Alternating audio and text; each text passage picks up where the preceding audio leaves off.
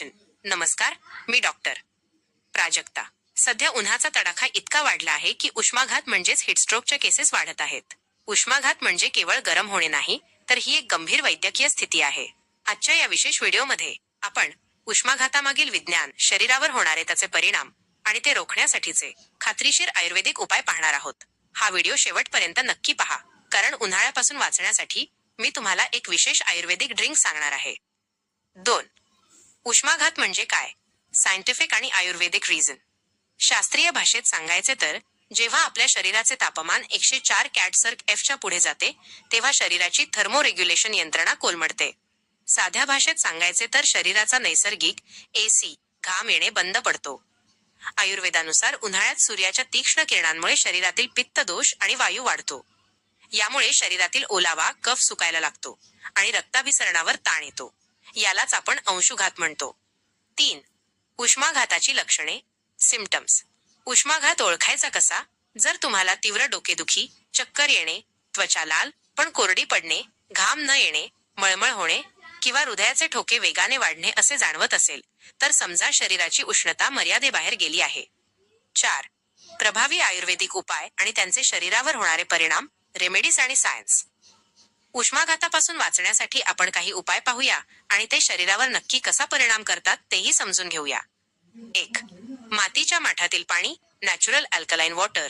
परिणाम, फ्रीजच्या अतिथंड पाण्याने घशाला तात्पुरते बरे वाटते, पण मातीच्या माठातील पाणी नैसर्गिकरित्या अल्कलाइन असते. हे पाणी प्यायल्यामुळे रक्तातील पित्त, ऍसिडिटी कमी होते आणि शरीराचे तापमान आतून स्थिर राहते. 2. धने आणि वाळा पाणी, इंटरनल कूलिंग सिस्टम. परिणाम, धने आणि वाळा हे प्रकृतीने अत्यंत शीतल आहेत.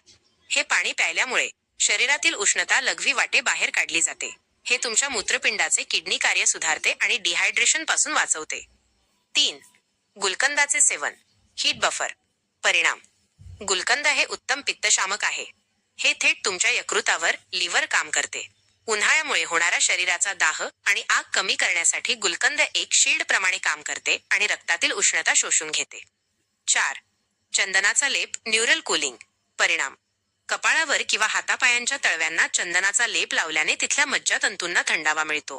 हे थंडाव्याचे सिग्नल थेट मेंदूपर्यंत पोहोचतात, ज्यामुळे मेंदू शरीराचे तापमान वेगाने खाली आणण्यास मदत करतो. 5. मसाला ताक, इलेक्ट्रोलाइट बॅलन्स. परिणाम, उन्हाळ्यात पचनशक्ती मंदावते. ताकातील प्रोबायोटिक्स पचन सुधारतात आणि त्यातील मीठ व पाणी शरीरातील इलेक्ट्रोलाइट संतुलित ठेवतात, ज्यामुळे उन्हामुळे येणारा थकवा दूर होतो. 5. तातडीचा घरगुती उपाय, फर्स्ट एड टिप्स. जर कोणाला उष्माघाताचा त्रास झाला तर त्यांना लगेच सावलीत न्या, कपडे सैल करा आणि मानेवर व काखीवर थंड पाण्याच्या पट्ट्या ठेवा. शरीराचे तापमान खाली आणणे ही पहिली प्राथमिकता आहे. 6. समारोप, कन्क्लुजन.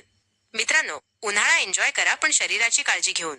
दुपारच्या वेळी 12 ते 4 बाहेर जाणे टाळा आणि जास्तीत जास्त नैसर्गिक पेयांचे सेवन करा. ही माहिती तुम्हाला कशी वाटली? कमेंटमध्ये नक्की सांगा आणि अशाच शास्त्रीय आयुर्वेदिक माहितीसाठी आपल्या डॉक्टर प्राजक्ताज आयुर्वेदिक टिप्स चॅनेलला सबस्क्राईब करा. धन्यवाद.